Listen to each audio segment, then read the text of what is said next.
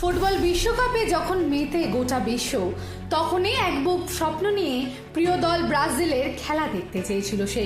নরেন্দ্রপুর রামকৃষ্ণ মিশনের দ্বাদশ শ্রেণীর ছাত্র দীপ্তাংশু মাহাতো নেইমারের বড় ফ্যান। মধ্যমগ্রাম বঙ্কিমপল্লীর বাসিন্দা দীপ্তাংশু 3 বছর আগে মাকে হারানোর পর বাবা মনোরঞ্জন মাহাতো ও দিদি মঞ্জিমাই ছিল তার জগৎ। হস্টেল থেকে পড়াশোনা আর কড়া নিয়মের জেরে নিয়মিত বিশ্বকাপ দেখা হয়ে উঠত না তার। তাই 3 তারিখ ছুটি পেয়ে বাড়ি ফিরে প্রাণ ভরে খেলা দেখার জন্য অধীর আগ্রহে অপেক্ষা করছিল দীপ্তাংশু। ফোনে দিদার কাছে আবদারও করেছিল বাড়ি ফিরেই রাত জেগে খেলা দেখব, কিন্তু ফুটবল অনুরাগীর সেই ইচ্ছে আর পূরণ হলো না। তার আগেই ঘটে গেল এক মর্মান্তিক দুর্ঘটনা। ঠিক কি হয়েছিল সেদিন? দীপ্তাংশুর সহপাঠী সূত্রে খবর, আগের দিন রাতে খেলা দেখার পর ক্লাসে যাতে ঘুম না পেয়ে যায় তাই শিক্ষকের ফ্লাস্ক থেকে চা খেতে গিয়েছিল দীপ্তাংশু। মিশনের নিয়ম অনুযায়ী সকাল 7টার পর আর চা দেওয়া হয় না, তাই ধরা পড়ে যাওয়ার ভয়ে ফুটন্ত গরম চা সরাসরি গলায় ঢেলে গিলে ফেলে সে। অভিযোগ, অসুস্থ দীপ্তাংশু যখন আর সহ্য করতে না পেরে ওয়ার্ডেন আর হাউস মাস্টারের কাছে যায়, তখন বিষয়টিকে পাত্তাই দেওয়া হয়নি। হস্টেলের ডাক্তার তাকে পরীক্ষা করে কোনো জরুরি ব্যবস্থা না নিয়ে পরে এন্ডোস্কোপি করার পরামর্শ দেন। ডাক্তার দ্রুত বড় হাসপাতালে নিয়ে যেতে বললেও মিশন কর্তৃপক্ষ দীপ্তাংশুর বাবার আসার জন্য দীর্ঘ সময় অপেক্ষা করে। দিদি মঞ্জিমার স্পষ্ট অভিযোগ, মিশন কর্তৃপক্ষ একবারের জন্য ভাইয়ের দ্রুত চিকিৎসার কোনো উদ্যোগ নেয়নি। প্রায় 1.5 ঘন্টারও বেশি সময় তাকে হস্টেলেই ফেলে রাখা হয়। এরপর অবশেষে বাবা মনোরঞ্জন বাবু হস্টেলে পৌঁছানোর পর দীপ্তাংশু কিছুক্ষণ বাবার মোবাইলে বিশ্বকাপের খেলাও দেখেছিল, কিন্তু তারপরেই আবারও মারাত্মক অসুস্থ বোধ করে সে। পরে বাবাকে জানিয়েছিল তাড়াহুড়োয় মেঝে যাতে নোংরা না হয় তাই সে ফুটন্ত চা গিলে নিয়েছিল, কিন্তু এই সামান্য ভুলের মাসুল যে এত বড় হবে তা কে জানতো। এরপরে গলায় অসহ্য যন্ত্রণা শুরু হয় এবং মুখ দিয়ে রক্ত বের হতে থাকে। গুরুতর পোড়া ক্ষতের কারণে শরীরে অক্সিজেনের অভাব দেখা দেয়। শেষ পর্যন্ত বাবার কাঁধে মাথা রেখেই চোখ বন্ধ করে সে চিরকালের জন্য। এরপর বাইপাসের ধারে হসপিটালে নিয়ে যাবার সময় মৃত্যুর কোলে ঢলে পড়ে দীপ্তাংশু। ছেলের এমন মৃত্যুতে ভেঙে পড়েছেন আইনজীবী বাবা মনোরঞ্জন মাহাতো। ক্ষোভ উগরে তিনি বলেছেন, স্কুল কর্তৃপক্ষের অবহেলার কারণেই আমি ছেলেকে হারালাম। হাসপাতালে নিয়ে যাবার আগে ওরা কেন আমার জন্য অপেক্ষা করলো?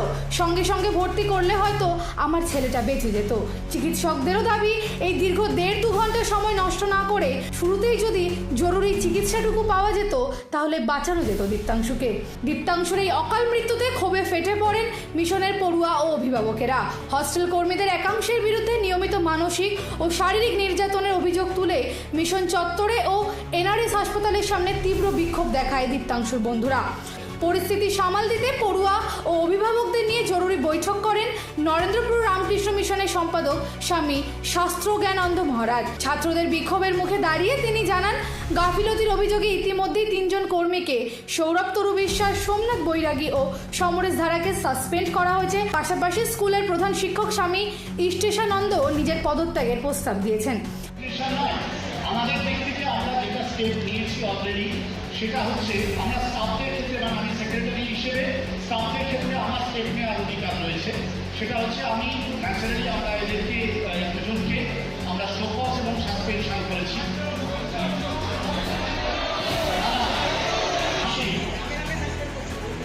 সমরেশ আর একে আমরা সাসপেন্ড করে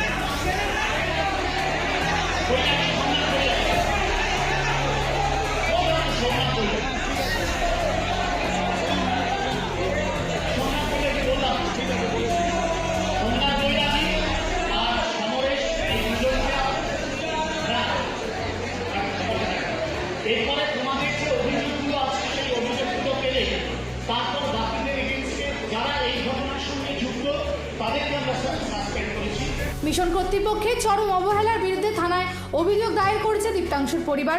পুলিশ ইতিমধ্যে একটি অস্বাভাবিক মৃত্যুর মামলা রুজু করে তদন্ত শুরু করেছে এবং সিসিটিভি ফুটেজও খতিয়ে দেখছে। কিন্তু প্রশ্ন থেকেই যায়, নিয়মের বেড়াজাল আর কর্তৃপক্ষের এমন উদাসীনতা কি একটা তরতাজা প্রাণের চেয়েও বড় ছিল? দিশা দাসের রিপোর্ট, হেডলাইন্স, কলকাতা। আনন্দ আর ভালোবাসার দীপ্তিতে গড়া সমুজ্জ্বল পরমা, ঠিক তোমারই মতো। শ্যাম সুন্দর কোম্পানি জুয়েলার্স, আগরতলা, উদয়পুর, ধর্মনগর, কলকাতা।